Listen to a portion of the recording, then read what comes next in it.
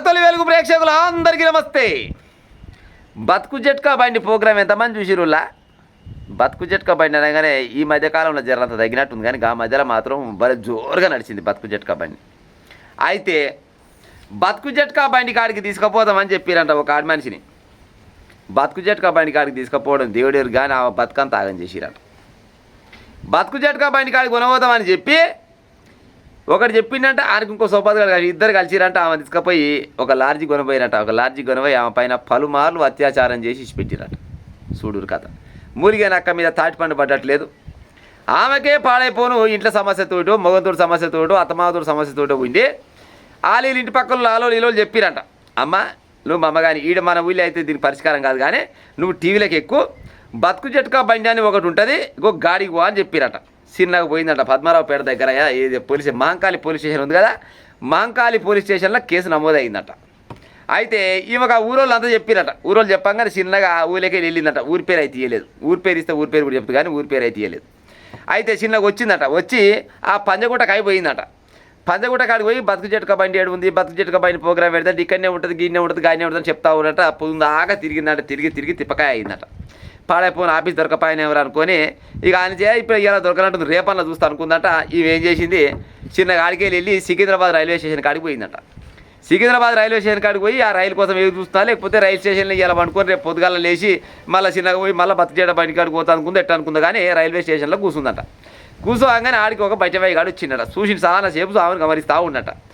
ఈమెకు చూడకపోతే ఎవరు లేనట్టు కొడుతుంది. ఉత్తగానే ఏమంటారు మొత్తం నారాజు అయి కూర్చుంది. ఏం కావచ్చు అనుకొని చిన్న దగ్గర పోయినట. పోయి అక్క మీ దేవుడు అంటే మాది పలానూరు.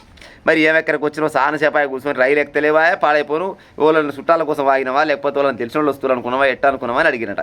నాకు ఎవ్వరు లేరయ్యా, నాకే పాడైపోను చిన్నపాటి సమస్య మీద నా ఇంట్లో అత్తమావతోటి నా మొగతోటి పంచాయి అయ్యి మా ఊళ్ళో కొంతమంది చెప్పారు బతుకు జట్కా బండి కాడికి పోతే నాకు న్యాయం జరుగుతుందని చెప్పారు. అందుకోసమనే నేను వచ్చిన పంజగుట్టలో మొత్తం గాలిచ్చిన ఏడ దొరకలేదు. అందుకోసమనే ఈ రైల్వే స్టేషన్లో ఉన్న ఇవాళ ఏడు ఉండి రేపు పొద్దుగాల పోయి మళ్ళీ దోలాడతా అని చెప్పిందట.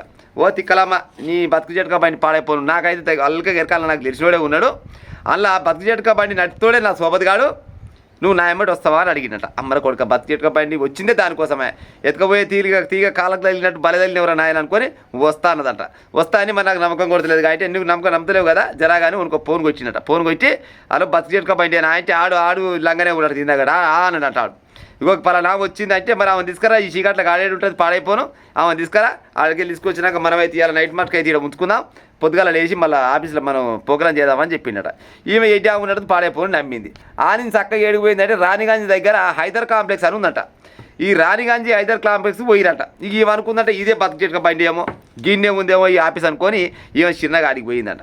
ఆడికి పోయేదరకాల చిన్నగా చీకటి అయిందట. చీకటి కాగానే ఈడు ఎవడైతే ఈడు తీసుకుపోయిండో ఈయన సోపది కాడు ఆడు ఆమె పైన పలుమార్లు తెల్లందాకా అత్యాచారం చేసినట్టులా అత్యాచారం చేసి ఆ పైన పొద్దుగల ఆడు ఈడిద్దరు కలిసి పత్త లేకుండా వేయకపోతే ఈమెని ఆ రూములు ఇచ్చి పెట్టి పత్త లేకుండా పోయిరట. ఈమె ఆడికెళ్ళి పోయి మాంకాళి పోలీస్ స్టేషన్ దగ్గర పోయి జరిగిన విషయం మొత్తం సార్లకు చెప్పిందట. పోలీస్ సార్లకు, సార్ నేనే కర్మజాలి పాడైపోను, ఈ పట్నం వస్తే ఒకటి దొరికిండు నా పానానికి, ఈయన సోపదిగా కలిసి తెల్లందాకా నా పైన అత్యాచారం చేసి మా అమ్మగారు నాకు న్యాయం చేయరు సార్ అని చెప్పిరట. గింత అన్యాయం ఉంటుంది దరిద్రులారా. ఆమెనే పానం బాగాలేకనో ఆమెకు జైలు రకంగా ప్రాబ్లం తోటి ఆమె బతుకు జట్కా బండి కోసం అని ఆమె వస్తే దొరికింది సందని ఇదే సందు పో దొరకదు అనుకొని వీళ్ళు ఏం చేసిరు, ఆమె పైన తెల్లందాకా అత్యాచారం చేసిరంటే మీరు మనుషులు అంటారా మానవ మృగాలు అంటారా మిమ్మల్ని? నాకు అర్థం కాదు. కానీ తెలిస్తేనే తెలియదనాలే, లేకుంటే లేదనాలే. అంటే వీళ్ళ ఆలోచన ఏంది, ఇసోంటి వాళ్ళని ఇంకెంతమందికి ఇట్టాగని చేసి పాడయ్యారు. అలా ఊళ్ళో ఏదో పాడైపోను ఆడోళ్ళు వీళ్ళు కలిసి పోనీ పట్టణంలో పోతే న్యాయం జరుగుతుంది, బతుకు జట్కా బండిలో న్యాయం జరుగుతుంది అనుకుంటే ఎట పోయి పాడైతున్న జీవ మాత్రం మీరు అనుకున్నంత ఈజీగా ఉండేవి వీళ్ళకి ఈ ప్రోగ్రాంలు అన్నీ వినరా.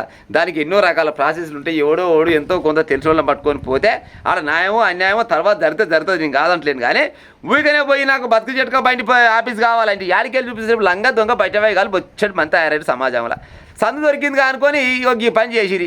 ఉత్తపుణ్యానికి పానమాగం అయిపోయి ఆయన చీడి దాకా వస్తేవి, ఇలా పేపర్కి వస్తేవి, రేపటి నాడు పూట కూడా బయటకు వస్తుంది. ఓ కొడుకున్నట ఈమెకు భర్తతోటి అత్తమాతోటి పంచాయతీ వచ్చి చిన్నగా బయటికి వెళ్ళినట్ట. మంది మాటలు బట్టి మానమానం పోతే ఏమంటారు కదా మళ్ళీ వచ్చే సరికాల ఒల్లాగమా ఇల్లాగమా ఇంటి గిదే కావచ్చు కాదు ఉత్త పుణ్యానికి ఎవరో చెప్పాడు ఆడ ఇంటికాడ చెప్పిన వాళ్ళు ఊకే చెప్పు వాళ్ళు చెప్తారు మస్తు చెప్తారు ఈ ఎట్టేని వచ్చి పాడు కానీ ఇన్నది వీడికి వచ్చినాక గీ సకదనం అయిపోయి మా అమ్మ కానీ మీకేమైనా సమస్యలు ఉంటే ఊర్లల్లో తీసుకునే ఉపాయం చేయరు పెద్ద మనుషులు కూర్చోబెట్టుకునే ఉపాయం చేయరు వాళ్ళ దగ్గర మాట్లాడుకోరు ఒకవేళ ఆడ మాట్లాడుకుంటే కూడా మీకు సమస్య తీరకుంటే మీ దగ్గరలో ఉన్న పోలీస్ స్టేషన్కి పోతే అక్కడ కంప్లైంట్ ఇస్తే వాళ్ళు చెప్పే ప్రయత్నం చేస్తారు కానీ ఊరికనే దొరుకుగా మాకు అనుకొని ఏది హైదరాబాద్కి వస్తా నేను బతుకెట్క బండికి పోతా లేకపోతే ఇంకో కాడికి పోతా అంటే పాడైపోను ముత్త పుణ్యానికి ఆగమవుతారు మా అమ్మ కానీ అయిన వాళ్ళని కాని వాళ్ళని నమ్మే ఉపాయం చేయకూరి